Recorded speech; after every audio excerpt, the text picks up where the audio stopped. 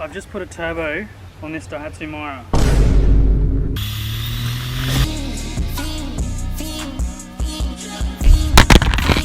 Now the internet told me that I don't need any sort of ECU, just a fuel pressure regulator, wind up the fuel pressure and it'll compensate for boost. Hi. So I fitted the factory top mount turbo intercooler, and down there, right there, that is the turbocharger. So if that's what the internet said, I trust the internet and we're going to do exactly that. Let's take it for a drive. First drive with the turbocharger and the rising rate fuel pressure regulator. Once again, that is what the internet said would be okay. See if it'll get us into some boost.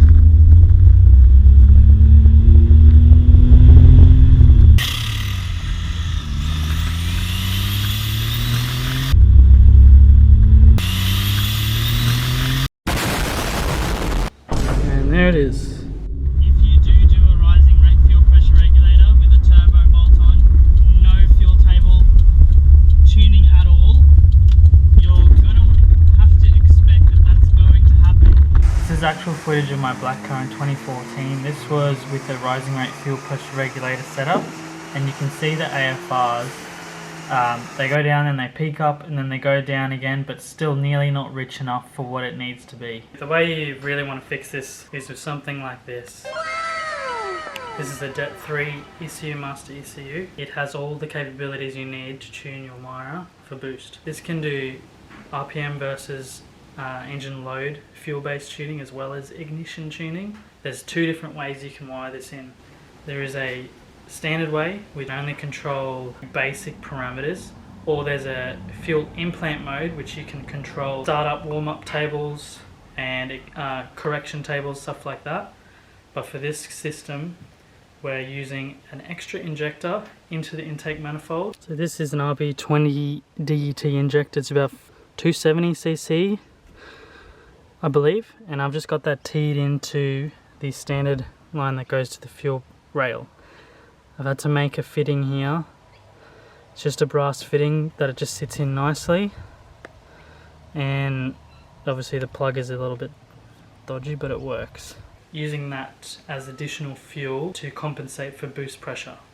The boost pressure we're running on this car is about 12 psi, which is quite a lot for a non-turbo standard engine. Another thing too is to compensate for the extra spark, converted it to an ED10 dizzy cap, which has the 9mm leads, which are a lot thicker and stronger. Doing this means you've got to convert your ignition coil to an ED10 coil, but the wires are still the same. So if you want to beef up your ignition system, you just need an ED10 dizzy cap, ED10 leads, and an ED10 coil.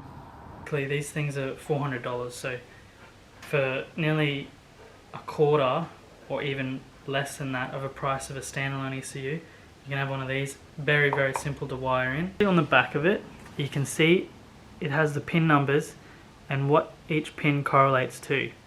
So you got 12 volts, what's this, ground up here. So that makes it very easy. I'll explain this from DET3 2 ECU harness.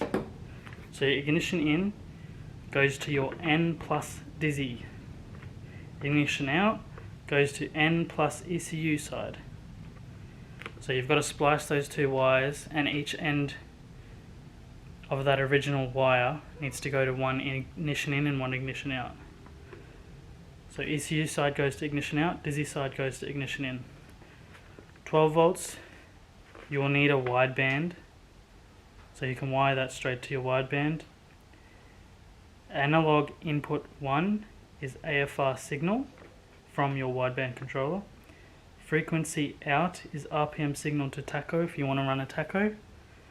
Power out 1 is I've got it so I can power an additional injector. Power ground, can take that to your AFR ground. And obviously your ground, you need to match the same ground as your ECU. This is the tune for the Daihatsu Mira turbo. This is the DET3 software for the ECU Master piggyback. First of all, you want to go to your scales, right? So analog 1 I have to the AFR gauge. Analog 2 is the built-in 400 kPa map sensor. Coolant is analog 3. I tried to hook it up, but I don't think I needed it anyway because I'm not doing cold starts or anything like that. The standard ECU takes control of that. So once you have that set up, you can set up your tables.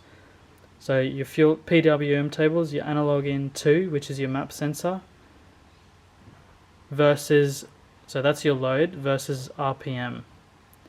If you're setting up ignition timing, this is the settings you'll need. Retard advanced multi-tooth signal as your ignition mode. Ignition input type, VR sensor, fixed threshold. Your general settings will be whatever RPM you want to max out at. Number of signals per 720 is 4. I don't think that's actually right, but it works. So, and then your maximum retard is 0, maximum advance is 18. So the reason why I have that is, in my ignition table, you'll notice that right off the bat it's 16. So the reason I've done this is because on my distributor, I've set the timing to 0 and then advanced it in here so it gets to 10 degrees. So basically, it's normal timing, and then when it gets up in the load and RPM, it can pull that timing away. So as you can see by the map here, it's very minimal timing. So 16 values in here equals to 10 degrees. So, you know, if you go 9, that's 5 degrees of timing being taken out, pretty much. So anyway, we've moved on to our fuel table. So this is the additional injector table that controls the PWM table, controls the additional injector. So down here you've got your load. So you've got 0 bar here up to 1 bar here.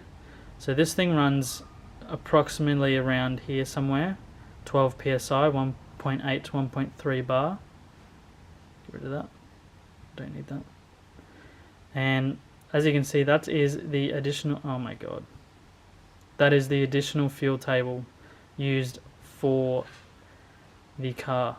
If you had a rising rate fuel pressure regulator, you would be rich everywhere. You wouldn't be able to do highway runs because you would be literally choking the engine with fuel in this particular area where you're off boost and you're high in the RPMs. You would be choking the engine with fuel. Whereas this way, there's no additional fuel being added in that section. Only when you're in boost above 0 bar, so in any sort of pressure. In your fuel table, if you have your analog input, I think it was 1 was AFR signal, yeah, you can see all of the AFR signals at each cell once you've done like a pull, like a log pretty much. You can do logs in this. You can log each individual input, whatever you want to do. So if you stop on the section of the log where you want, you can come back to your fuel table and you can see exactly where it is. But as I was saying before, yeah, you can see your AFR values at each cell once you've done a log, a pull, and that will help you decide where you need more fuel, where you need to take out fuel. It does have road dyno and stuff, but I don't know how accurate it is. You've got to set up your parameters, which is like your gear ratios, tire profiles.